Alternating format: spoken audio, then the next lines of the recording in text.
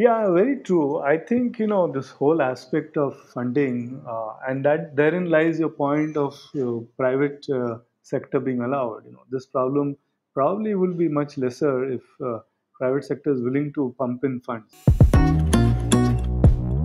You are listening to The Ed Show.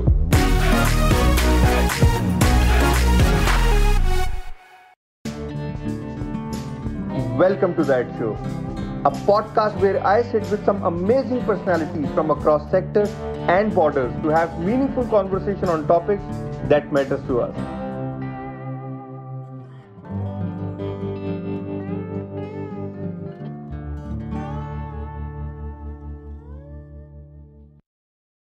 Welcome back. Today, we have a very special guest with us. He is a well known entrepreneur, an investor, an amazing author who has authored some amazing books. And one of his books on business strategies, titled Born to Baba, received rave reviews and was listed by Amazon in its prestigious list of memorable books of 2018. He is someone who has served on the boards of various flagship organizations, including BNP Paribas Asset Management, IDBI Bank, Maya Entertainment, and more. He was the chairman of Confederation of Indian Industries for Western Region and was the man behind one of the largest skill development organizations in the world as CEO and MD of Eptech Limited, and currently sits on the board of Eptech along with many other organizations. He is also a partner in Indian-based venture capital firm 100x.vc. He is Ninad Karpe. Hi Ninad, welcome on the show. Delighted to be on the show. Ninad, first of all, congratulations for writing such an amazing book, Born to Baba. It has actually done wonders. I believe this is the second year of the book. It is. It was actually inspired when I saw the movie Skyfall of James Bond, and I was so taken aback with the fact that the character of James Bond was reinvented so much. And can you imagine that led to various insights into business strategies and analogies. And so the first chapter is on James Bond. That's why Bond, and how the character was reinvented and how Skyfall became so successful and the need for each business to reinvent. And the last chapter is on Baba and how they are getting into business. So that's why Bond to Baba. Great. Sounds exciting. Ninad, we both know each other for a very long time, and I've seen the work you have done in skill development space while spearheading Eptech. Can you share a little brief about your journey in the skill development space? So Aptech was a very interesting experience. I am still a director. I'm no operational responsibility. I was CEO MD for 7 years, and it is a very interesting business because of a couple of reasons. It's a listed company, of course. It's the only brand, probably from India, consumer brand, which is there in more than 20 plus emerging countries. So 27. So Aptech and Arena are very strong brands in Vietnam, in China, in Russia, in Nigeria, and I've had the privilege of traveling to this country. So to build a consumer brand which is service oriented from India in so many emerging countries on a franchise model in education and seeing lives of young girls and boys totally change because of the education that they get was truly rewarding. The main thing was important part was how do you give consistent education across so many centers, and how do you ensure that the end of that course, the young girl or boy got a decent job and changed the livelihood for her and him and their family. The way skill development was mushrooming back then when Aptech or similar institutions came to existence was actually a time when we had little or no understanding of technology. And now that our younger generation is getting more equipped with the technology and that they have already started learning technology at a very young age, don't you feel that our government should formalize the skill education system for schools rather than making it informal? I agree with you 100%, Himanshu. Today coding is treated as a new English, and kids as young as class 4 also want to learn coding class 5, and they're delighted to learn and see the magic of code and see it in front of their eyes. So I'm just giving one illustration of how it has reached that level. and it can happen for everything, just not coding. But yes, it has to start. I think probably a sixth onwards is the right time to expose kids to some bit of these kind of other vocations. Oh, yes. Well, coding has actually picked up really well. But it is not just about coding, as skill education or skill development has a lot of other areas to be put under consideration. And now that many startups are mushrooming to teach various skills, don't you feel that it is high time that our government should also, take this under consideration and formalize the entire skilling ecosystem, keeping schools or higher education systems in True. mind? The hopefully the sunrise in this whole horizon is the new education policy, which has actually specifically spoken on this issue. It has suggested that schools should co-opt with local vocational education institutions, ITIs, and get them to interact with the kids. So let's hope it happens soon. Let's hope it happens. Well, I truly believe that the national education policy will correct our past, but I'm still a little skeptical about how it will impact our future. Let's remain optimistic, Himanshu. Uh, Implementation will always be a challenge, as it is not just about implementing a policy for once. It is actually a 20-year long plan. And do you think that whatever we will be implementing, 5 years down the line, will be relevant at that point in time? right. No, I agree with you, and I'm not in disagreement, but I still remain optimistic that at least now we have a fairly comprehensive, broad framework. And within that framework, obviously, implementation, very diverse country like India, where education is on the concurrent list, has its own set of challenges. I don't think these challenges are more complex in any other country.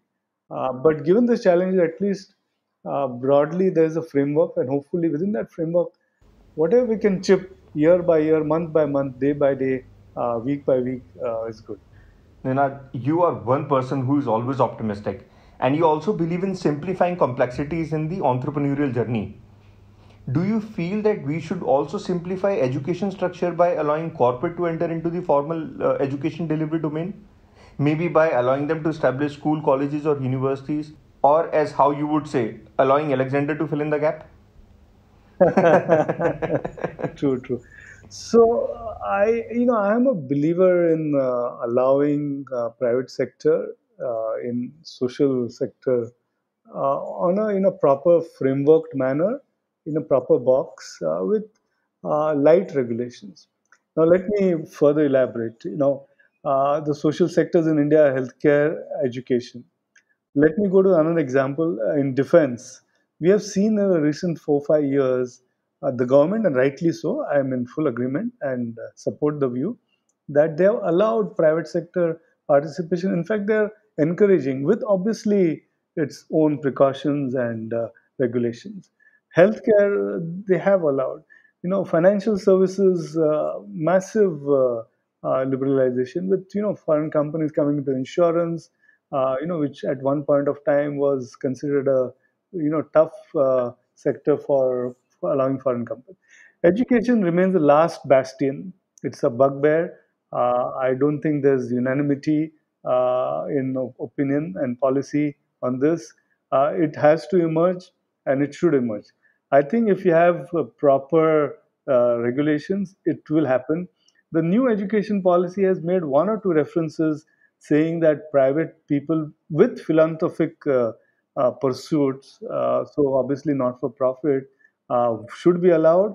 It has also made some reference to foreign universities, but obviously the reference is that they come to India, select universities, and also keep their money in India. Let me also add, I have been lucky to travel to many countries. Uh, Education in no country is an open sector, so you just can't go as a private person and get into formal education. Let's say vocational, where Aptech plays a role, is fairly light in most countries because people want this.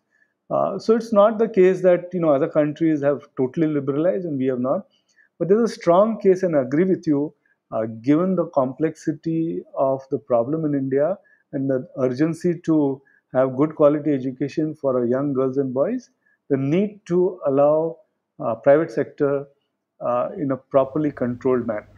The way our government has recently opened up its doors by allowing private universities to enter into India, don't you feel that we should be taking similar steps at the school level as well? So, education is a concurrent list, but by and large, state and center have always had peace for many years by states generally controlling school education and center generally controlling education after K-12.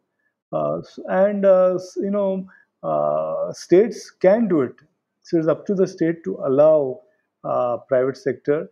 No state has openly allowed, but yes, as long as it is in a trust format and it's in a not-for-profit format, private sector can enter in many states, if not all the states. Well, I am of a thought that education is not just a noble cause, but it is an industry in itself. And by allowing privatization, it will not just bring in quality of education and the services that the education institutions are offering, but it will also allow us to bring in foreign direct investments or FDI in this space, which may even help us create much better, education institutions. The key word, Imanshu, in what you said is quality. What is more important? Control, allowing private sector, or quality? If you say quality is the first and most paramount factor, then you start allowing FDI, you start allowing private. All of that can happen. But if you flip the thing and say no, control is more important, then obviously other things. So I think there's need to flip this question. There's a need to flip and understand the other side from policy decision making perspective. The resources that our kids are getting today were not available during our times, and I feel that we still have a long way to go. Don't you feel that the privatization will actually allow our institutions to focus on quality and services the way we have seen with other industries? So, in India, we have all formats. There is a public education, there's a pure private education, and in some shape or form, there has been a PPP format in various initiatives. So, you ask for a flavor, and it is there, except for pure for-profit private education. Except for that, one segment, which obviously hope both of us see it soon. But leaving that, we have all the other segments playing out in India, and each has its plus and minus points, and we have seen it play out over the years. One thing which I have seen in the last couple of years is that how edtech industry is mushrooming in India and globally. And one thing which I have seen is that the majority of the edtech entrepreneurs who get into this particular space are not from education industry background, and hence they fail to understand some critical challenges in the education. But this privatization may actually be the key to enable our education institutions to get into edtech space the way MIT and Harvard have co-created edX. So there are two parts to this. One is I mentioned earlier, coding is the new English. So to get into edtech, unless you know coding, it is not very easy. So that's number one. Number two is education sector. Has been a laggard, has been slow in adapting to technology. BFSI always is in the front line. On the other hand, as a general observation, I'm sure there are a lot of exceptions and good exceptions, but they have been slow. If they have been slow in accepting, adopting technology, it is impossible, or rather not impossible, rather difficult for them to have technology-led education initiatives. So DNA does not allow that. When that does not allow that, it is not. It is a good thing that people who have coding skills or tech skills come from outside, have a fresh look. So the best way to do it is to have collaboration between the two, domain experts of education and people with tech experience who can put technology layer on top of the domain experience. And what are your views on empowering kids with entrepreneurial education? Kids are very excited with startups. They really want startups to do well. I always give this example of going to colleges, and the period of last 8-10 years, I've been to many colleges Just 2 days back, I had a talk with some couple of hundred students from Kolhapur, just as an illustration. But to cut a long story short, 10 years back, if I asked college students whether engineering, MBA, arts, commerce, science, how many of you want to become startup founders, probably 10%, 15% raised their hands. And the balance 85, 90% look at them strangely saying, what are these kids up to? But now it's reverse. 80% raise their hands, want to become startup founders. Balance 20% say that we will work for 2 years and then go to startup. So the demand and the aspiration of the kids is huge, and it is for us to ensure that we meet this aspiration. Should we teach it at school level, college level? It can't be just a subject taught. It has to be an entire thought through program where we expose them to business leaders, where the schools, colleges call alumni from their alumni, all famous entrepreneurs who have done well to give talks. Colleges should embrace openly incubation process, mentorship by professors, accelerators. So if it is done rather than a textbook style teaching how to do business, it can work. And I was actually about to say the same thing, that we should be giving our kids the exposure of different industries and professions while they are still in school. Absolutely. And the right person to tap is within any institution. Tap the person who has, can be inspiration for the rest. Tap girls who have done well in careers and professions and business. Give inspiration, and you will find a lot of people. And today, because of online technology, no one says no to sharing thoughts with students because you don't have to travel. It's on online. And COVID 19 has actually speed up the process. Absolutely, absolutely, All the educational institutions which were still working with their rudimentary thought process, they have also shifted to technology.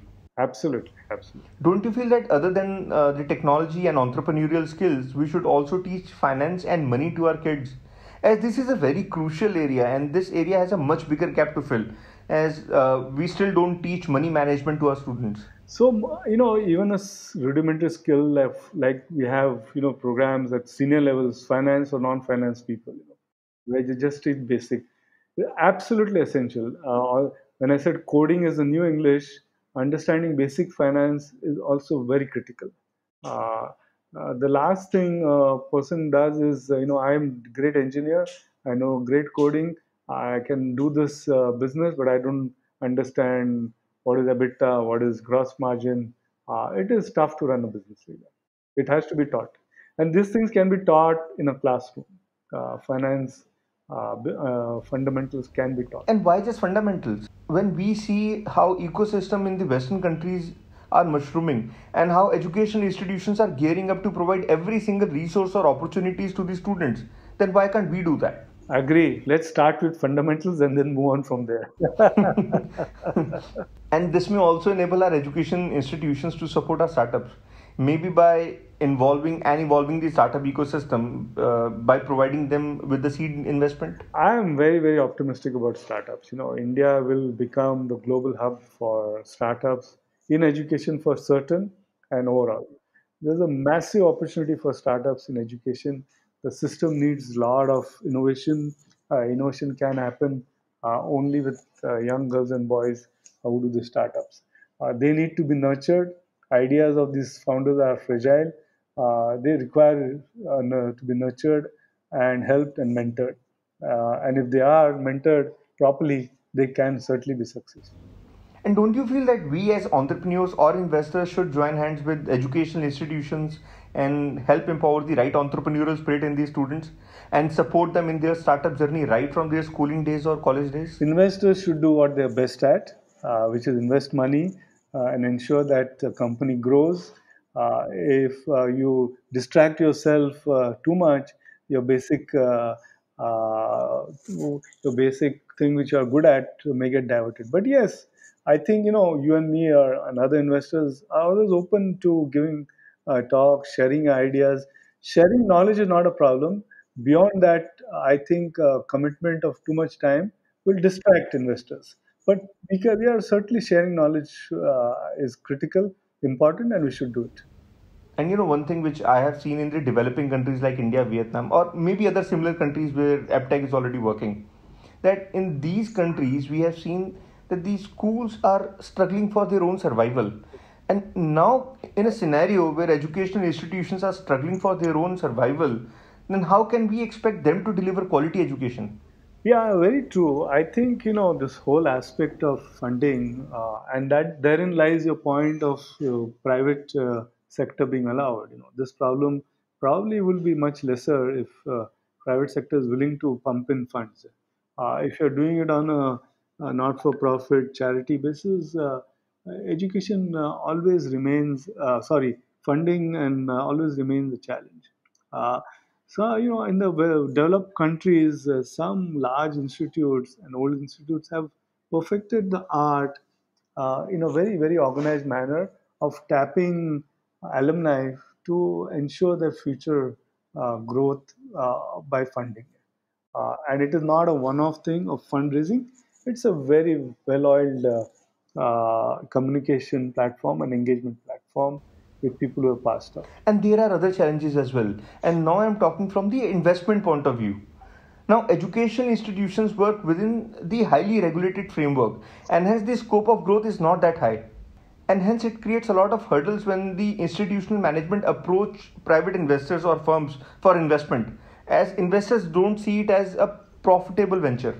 Yes, true, but there's a growing trend of decline in people going to free public schools or government schools. I had never imagined seeing a front page ad on leading newspaper from the local government schools advertising that our kids have got X percentage marks in the last class 10 exam. Uh, and they are feeling the pressure of kids leaving or declining enrollment because of quality of education. And it's a good trend in the sense that they should feel the pressure because ultimately it's not just about free, it's about quality. So there is a growing trend and demand, and parents are willing to really spend a lot of money for kids' education, particularly starting from school level, and they are demanding good quality. That I'm not saying government schools cannot deliver good quality. We have exceptions. I have read case studies of schools in Delhi, some schools in Bombay, government schools which are delivering truly good education.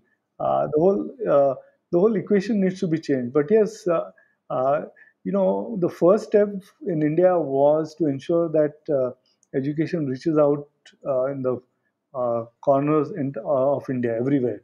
The next step is now quality. Uh, Parents and kids are not saying just send a kid to school. I want quality education. I have always seen private investors or even some VC firms investing in school or higher education space in Western countries.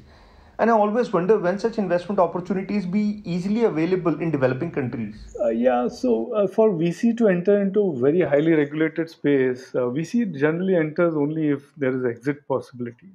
So that if it is not very easy, it is difficult directly in a formal space. But there are a lot of adjacent spaces. We have today. India is has the world's number one edtech company in terms of valuation and massive VC investment. And we are seeing a lot of investments in edtech. So these are all surrounding spaces, not formal education, which is a good trend. It's a good trend because it is supporting innovation in that space. It is, it is actually getting a lot of investment, not just from India, from outside India. The non-formal space of education. Do you feel that investors or angels or VCs should venture into educational space? Well, I mean in school and higher education institution space. I remain optimistic it will happen soon. I have been to international conferences, and even some of the very, very tough countries in Africa also have allowed private education. I know of a model of $1 per day school education, and it's phenomenally successful with a chain of schools in Africa.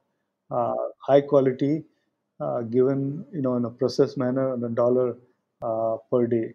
It is possible, and I'm sure it should happen And soon. Ninad, I also remember a model that you were talking about during our last discussion wherein students can study for free, that too in a private education scenario. Can you elaborate on that? True. There's a institution called 42, which is started by Peter Thiel. He's a French billionaire. He's given a grant to this institute. They just teach coding, and they take thousands and thousands apply every year, and they take couple of hundred. You go to that institute. There's no classes. There's no time. You come, you collaborate, you meet your friends, and you do coding. It's uploaded, and as you keep doing more and more coding, it gets tougher and tougher. And in 2 years, 3 years time, you're ready and you get a job. And the best part is there's no fees. It's entirely driven because of the grant which that billionaire has given. He started again also in US as well. Wow, that's exciting. But don't you feel that teaching one particular subject area may actually create hurdles at a later stage, as the students may not be aware about the other areas? True. So this is more at the master's level. Once you've had a graduation and you want a specialized skill, so at that level, it is there. Coming back again about this dollar per day kind of model which I was telling you. So in healthcare, we have seen affordable healthcare happening in a very processed manner. We have the famous story of eye healthcare being delivered, in across the country and started in South at a very affordable rate with very very sharp processes, very strong processes. So I believe that model can work. If it's worked in healthcare, if something is working in Africa, why can't it work in India? It can, but it is driven by a private motivation, of driving it hard. Oh, in that case, I will surely go back and study about 42. And I believe that we, as developing nation, will also see certain relevant changes in our education space. And we will head towards the privatization in the right format. So obviously, the government has to do a lot of strategic framework in order to allow privatization in education space. Keeping the same in mind, we also see that today our youth also wants to move out of the country for higher studies. Will it change the trend? So this will change the trend because of COVID and the fact that a lot of it is going online. My belief is fundamentally a lot of people will do online sitting from India and a small portion of that being on campus. So good quality education will become more affordable, and it actually is an interesting opportunity for the best universities in India and teachers in India to offer the same to in a reverse manner to students outside India. It just requires a broader vision and an ability to think of going international. Today our best universities, and we do have very good universities and teachers, have not leveraged probably or have had not had the opportunity to leverage their strengths internationally. So if Aptech can do it, why can't the best universities? As simple as that. And now that COVID has also speed up the process of online education and self-learning, don't you feel that with this, our schools should also get into the online teaching mechanism wherein they can also tap desired students from other states and countries? Probably at the school level, it might take some more time. They have embraced this new reality very well. But to get students from outside at the school level, I would be a little hesitant. It may be possible, across 10th, 11th, 12th area, but below that may be tough. Having said that, the CBSE as a board uh, and its reach internationally is there, not as much as I would like it to be, because I fundamentally believe there's a big scope for a board, probably like CBSE or any other board, which can be the standard for emerging countries, and have a and if that happens, that will then encourage the rest. So we do have IB, we do have IGCSE, we do have some international standards and boards for school education. The time is ripe to have a similar thing from India for across the world, specifically targeting aspirations of developing countries and emerging countries. And CBSE is there. They have a fantastic course. They are very dynamic in their approach. It's an opportunity waiting to happen. And don't you feel that the online education will be the next big thing after the campus-based learning mechanism? So I had written an article where the title was Geography is History. And the whole base of the article was that geography does not matter now of location of education institution. And one can get the best education sitting anywhere in the world. I agree with you 100%. It's a game changer for the education sector, and it will change permanently a lot of the old facets. Well, which means that the campus-based learning mechanism may deplete, if not fading away completely. Yeah, it will lose its sense of importance. Obviously, social interactions are critical, needed.